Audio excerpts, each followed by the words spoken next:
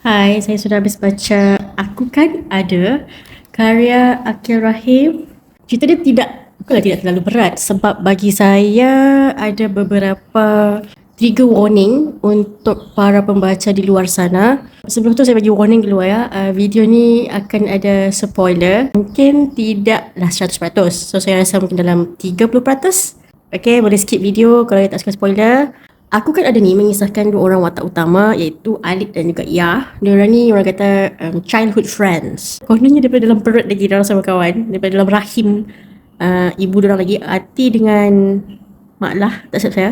So diorang dah jadi bestie dalam perut macam tu kan. Mula-mula tu saya macam, oh okay, lelaki dengan perempuan boleh je lah berkawan macam biasa kan. Tapi sampai satu chapter tu macam, oh okay, dah ada mula bibit-bibit rasa perasaan sayang, suka, cinta macam tu kan. Tapi macam biasalah, yang seorang tu akan berani untuk meluahkan perasaan sebabnya dia tak boleh tahan dah rasa suka sayang tu kan kononnya.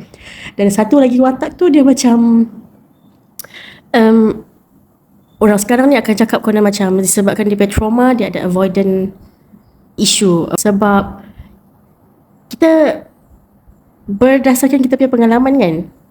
So contohlah, sesuatu sudah pernah berlaku and kita nampak depan mata kita, sangat menyakitkan.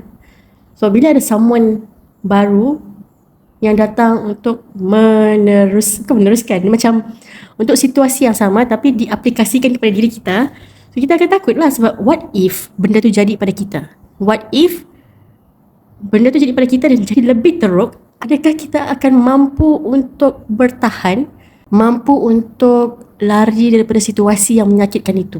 Untuk trigger warning tadi, salah satunya adalah domestic, apa orang cakap tu? Domestic abuse lah, salah satunya.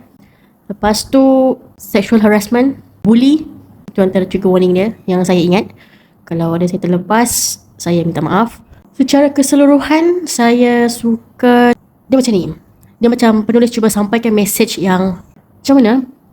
Sebab kan, contoh kan, kalau kita rasa diri kita tak dihargai, disayangi, dihormati oleh orang yang kita sayang, hormat tu,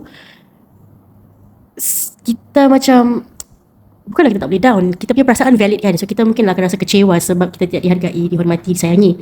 Tapi akan ada orang lain yang akan sayang kita, hormati kita, hargai kita dan sangat-sangat adore dengan diri kita. Hanya jauh hari mengenal manikam. Tu. Okay, tak, dia sebenarnya macam ni. Saya nangis betul-betul masa scene Alit kata, aku suka kau ya sebab kau kuat. Macam tu tak silap saya. Tak ingat lah dia punya ayat exact macam mana kan.